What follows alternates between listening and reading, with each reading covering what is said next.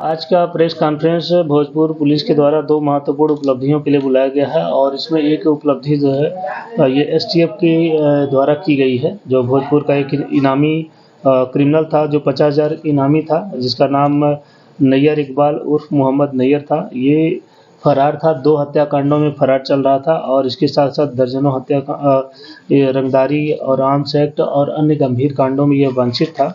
और एक 739-18, दूसरा 109-19 2 हत्या के कांड हुए थे नगर थाना अंतर्गत। जिसका जो है मुख्य जो है हत्यारा और जो शूटर कह सकते हैं यही नैयर ही था और लगातार यह फरार चल रहा था, जिसमें एसटीएफ लगातार काम कर रही थी और भोजपुर पुलिस लगातार इसमें अपने जो भी इनपुट थे दे रही थी।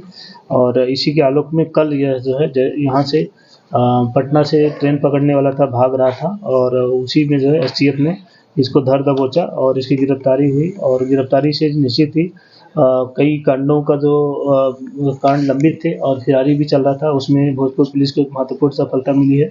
आगे इसमें हम लोग इससे पूछताछ कर रहे हैं कि अन्य इसके कौन-कौन से साथी हैं और कौन-कौन जो है अन्य कांडों में ये संलिप्त रहा है, क्योंकि काफ़ी दिन से फरारी था। तो हो सकता है अन्य कांडों में भी इसकी संलिप्तता पाई जाए।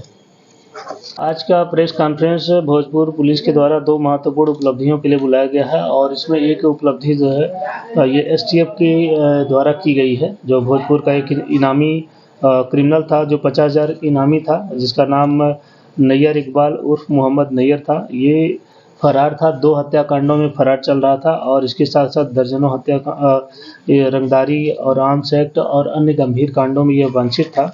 और एक 739-18, दूसरा 109-19 2 हत्या के कांड हुए थे नगर थाना अंतर्गत।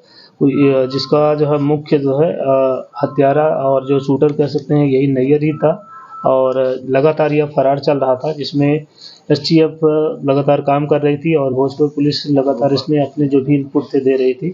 और इसी के आलोक में कल यह जो है यहाँ से पटना से ट्रेन पकड़ने वाला था, भाग रहा था और उसी में जो है एसटीएफ ने इसको धर दबोचा और इसकी गिरफ्तारी हुई। और गिरफ्तारी से निश्चित ही कई कांडों का जो कांड लंबित थे और फरारी भी चल रहा था, उसमें भोजपुर पुलिस को एक महत्वपूर्ण सफलता मिली है।